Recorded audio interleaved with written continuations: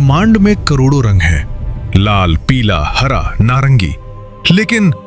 लेकिन जब भगवान विष्णु की मूर्ति बनाई गई, जब उनका चित्र उकेरा गया, तो उन्हें नीला या श्याम वर्ण क्यों दिया गया? क्या यह केवल एक कलाकार की कल्पना थी, या इसके पीछे कोई ऐसा गहरा रहस्य छुपा है जो हमारे ऋषि मुनियों ने हजारों साल पहले जान लिया था और जिसे आज विज्ञान भी धीरे धीरे स्वीकार करने लगा है?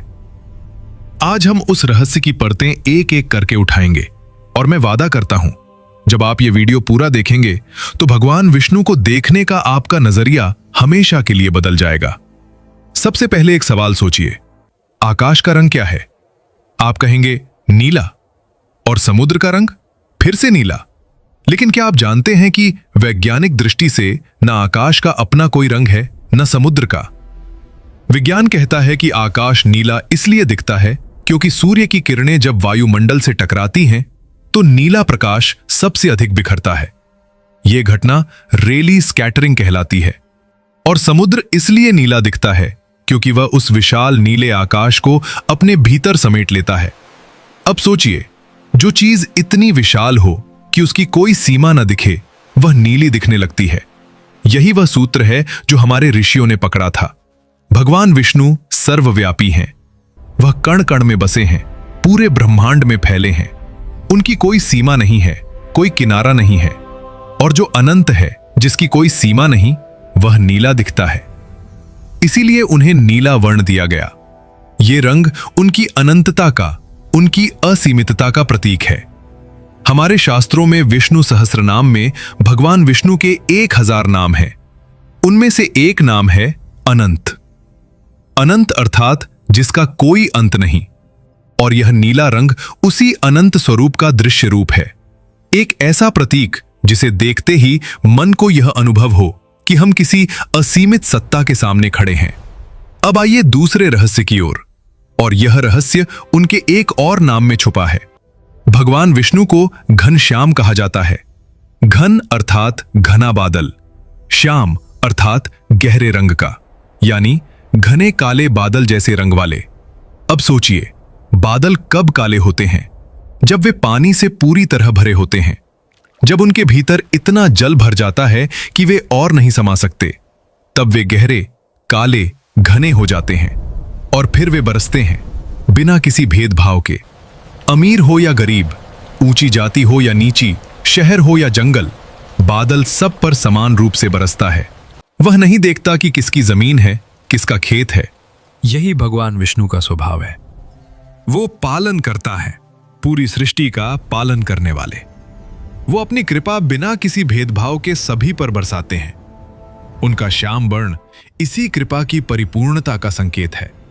जैसे भरा हुआ बादल, वे कृपा से इतने भरे हैं कि वो कृपा स्वतः बरसती रहती है, बिना मांगे, बिना रुके। विष्णु पुराण में स्पष्ट लिखा है, सर्वभूत हिते रताः, अर्थात भगवान विष्णु सभी प्राणियों के कल्याण में सदा तत्पर रहते हैं। यह केवल एक धार्मिक कथन नहीं है, यह उनके श्याम वर्ण में दृश्य रूप से प्रकट होता है। अगर यह वीडियो आपको अच्छी लग रही है तो अभी इसे लाइक करें, क्योंकि आगे जो रहस्य आने वाले हैं वे और भी गहरे हैं। अब हम आते हैं उस पहलू पर जिसके बारे में बहुत कम लोग जानते हैं, और यह है आध्यात्मिक ऊर्जा और आभा मंडल का रहस्य। हमारे योग शास्त्र में मानव शरीर में 7 प्रमुख चक्र बताए गए हैं। इनमें से 5वां चक्र है विशुद्ध चक्र। यह कंठ के पास स्थित होता है और इसका रंग नीला है। यह चक्र सत्य, विश्वास और शुद्ध अभिव्यक्ति का प्रतीक है। जब किसी साधक का यह चक्र जागृत होता है तो वह पूर्ण सत्य बोलने में सक्षम हो जाता है। उसके वचनों में दिव्यता आ जाती है। भगवान विष्णु सत्य के स्वरूप हैं। उपनिषदों में कहा गया है, सत्यम ज्ञानम अनंतम ब्रह्म, अर्थात ब्रह्म ही सत्य है, ज्ञान है और अनंत है। और विष्णु उसी ब्रह्म के पालनकर्ता स्वरूप हैं। उनका नीला वर्ण उसी विशुद्ध सत्य की ऊर्जा को दर्शाता है।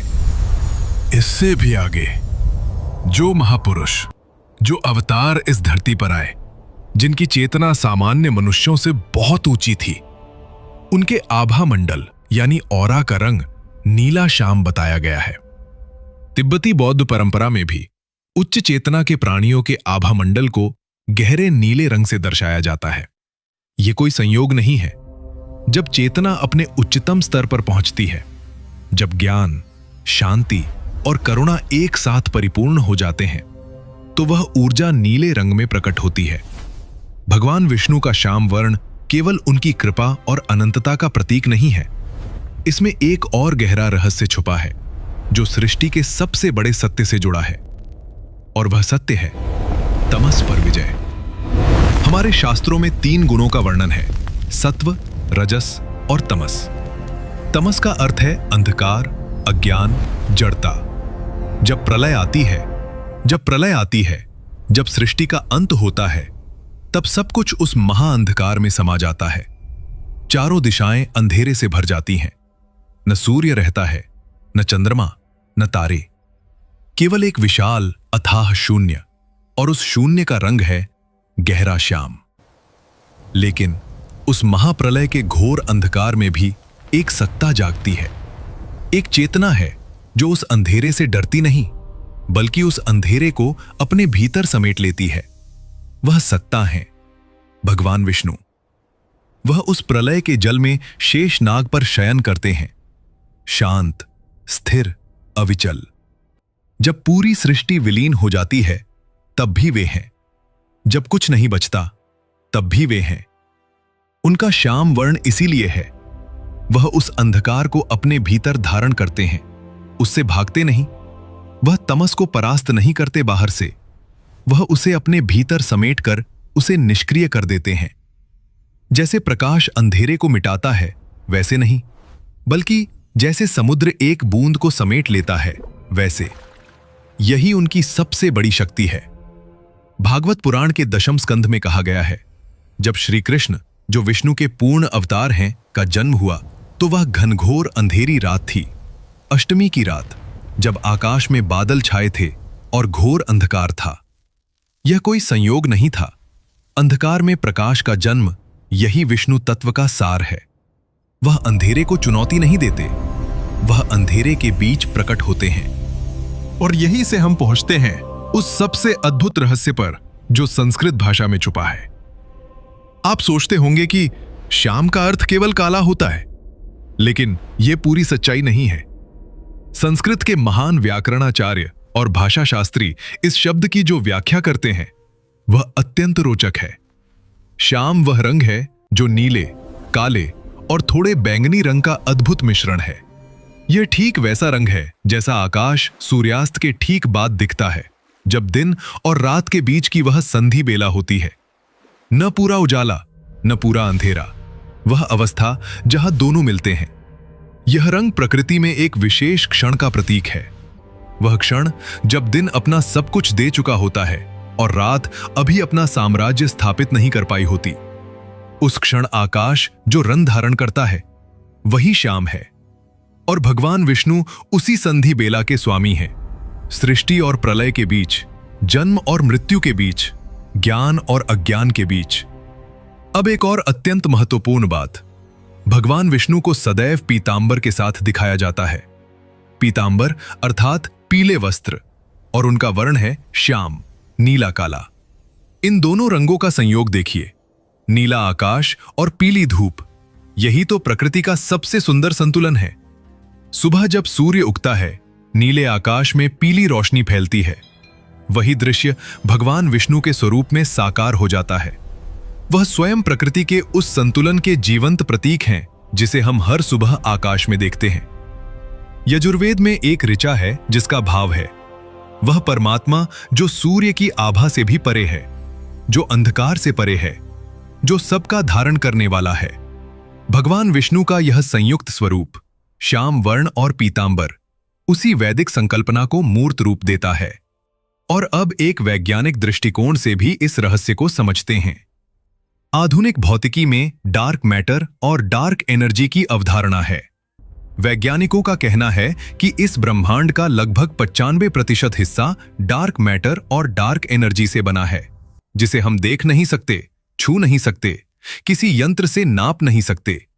लेकिन वह पूरे ब्रह्मांड को थामे हुए है। उसके बिना यह ब्रह्मांड एक पल भी टिक नहीं सकता। हमारे ऋषियों ने हजारों साल पहले कहा था, विष्णु वह शक्ति हैं जो सब कुछ धारण करती है, सब कुछ थामे रखती है, दिखे या न दिखे। और वह श्याम वर्ण, वह अदृश्य, अनंत, सर्वव्यापी तत्व क्या आज की डार्क एनर्जी की अवधारणा से भिन्न है? यह प्रश्न आपके मन में रहने दीजिए। इस वीडियो को यहां तक देखने के लिए बहुत बहुत धन्यवाद। अगर इस वीडियो ने आपको कुछ नया सोचने पर मजबूर किया, अगर भगवान विष्णु के इस श्याम स्वरूप का रहस्य जानकर आपके मन में श्रद्धा और जिज्ञासा दोनों जागी हैं, तो अभी इस वीडियो को लाइक करें और हमारे चैनल को सब्सक्राइब करें, क्योंकि ऐसे ही गहरे, तथ्यों पर आधारित और आपकी सोच को बदल देने वाले विषयों पर हम नियमित रूप से वीडियो लाते हैं। वह ज्ञान जो हमारे शास्त्रों में छुपा है, उसे आप तक पहुंचाना ही हमारा उद्देश्य है। और अंत में, अगली बार जब आप रात के आकाश को देखें, जब आप घने बादलों को देखें, जब सूर्यास्त के बाद वह श्याम रंग आकाश में फैले, तो एक पल रुकिए। उस रंग में भगवान विष्णु का स्वरूप देखिए, क्योंकि वह रंग केवल एक रंग नहीं है, वह एक संदेश है, एक अनुभव है, एक दर्शन है। वह रंग हमें बताता है कि ईश्वर को किसी सीमा में, किसी फ्रेम में नहीं बांधा जा सकता। वह उतने ही विशाल है जितना यह ब्रह्मांड, नहीं उससे भी बड़े, क्योंकि यह ब्रह्मांड भी उन्हीं के भीतर है। जय श्री हरि।